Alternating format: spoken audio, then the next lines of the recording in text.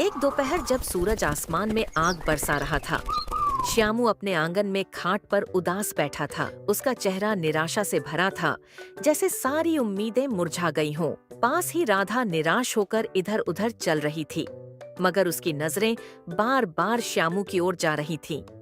हवा में गर्मी थी और आंगन में सन्नाटा।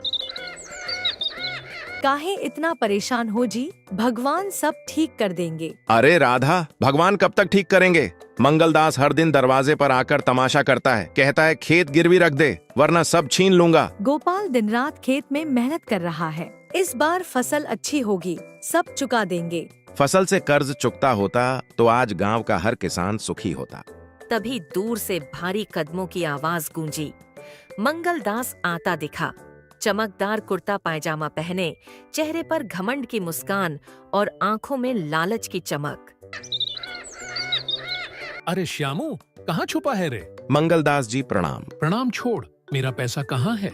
कब से कह रहा हूँ, कर्ज चुका नहीं सकता तो खेत मेरे नाम कर दे। थोड़ा वक्त और दे दीजिए, सूखे ने फसल बर्बाद कर दी, अगली फसल से सब चुका दूंगा। अगली फसल, अगर अगले महीने तक पैसा नहीं मिला तो खेत पर मेरा कब्जा होगा। पास ही कुछ गांव वाले तमाशा देखने रुक गए।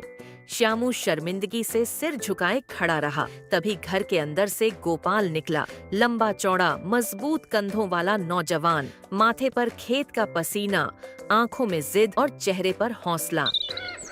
मंगलदास काका, इतना ताना क्यों मारते हो? खेत नहीं बिकेगा, ये बात पक्की है। अरे छोरे, तेरी हिम्मत तो देख। तेरा बाप कर्ज में डूबा है और तू मुझसे उलझ रहा है। जब तक मेरी सांस है, खेत की 1 इंच जमीन भी तुम्हें नहीं मिलेगी। मंगलदास हंसता हुआ चला गया। आंगन में फिर सन्नाटा छा गया। उस रात गोपाल देर तक सो नहीं पाया।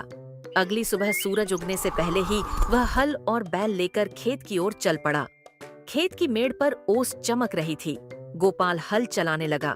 पसीना माथे से टपक रहा था, मगर चेहरे पर जिद साफ दिखाई दे रही थी।